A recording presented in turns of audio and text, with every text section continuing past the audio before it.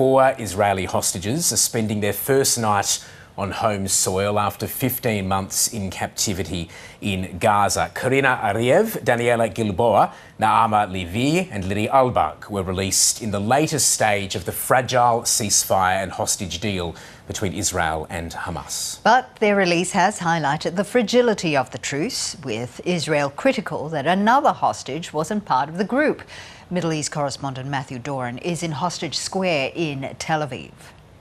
For 15 months, thousands and thousands of Israelis have gathered here in central Tel Aviv at Hostage Square each Saturday night to listen, to reflect and to combine their voices, calling for the release of all Israeli hostages held by Hamas. That is a call that is directed as much at the group still operating in Gaza as it is to the Israeli government, insisting Benjamin Netanyahu and his team can and should do more to bring hostages home immediately. There were cheers as video of the 4 female Israeli soldiers reunited with their families were played on the big screen.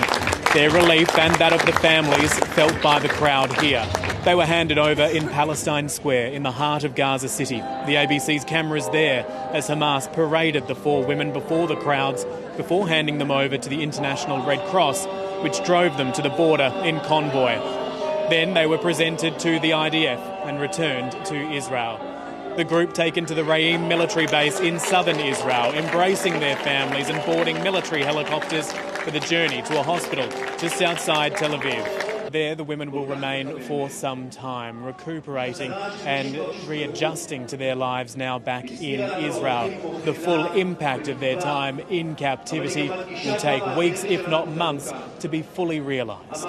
Thousands have gathered here in central Tel Aviv once more to insist the job isn't done. This 6-week ceasefire is focusing on the release of 33 hostages, 33 out of 98 held in Gaza. Others will only be released if this fragile truce continues beyond 42 days, including Vicky Cohen's son Nimrod, a serving IDF soldier. We don't trust our government. We see during the time that our Prime Minister torpedoed the deal, and this deal can be signed a long time, many months ago, but only the pressure of Trump, only Trump, the pressure Netanyahu, make it happen at last. That's a sentiment shared by many here in the crowd who have booed as the names of senior members of Benjamin Netanyahu's government, far-right ministers who have been agitating for a return to fighting in Gaza, were read out. Until all of them are home, the feelings here will be mixed. There is no word in the Hebrew language, in the English language, in any language that can describe what we are feeling, the mixed emotions that we are feeling. A big pain for the people that were supposed to be released in this deal, but they found their deaths in the tunnels there in Gaza.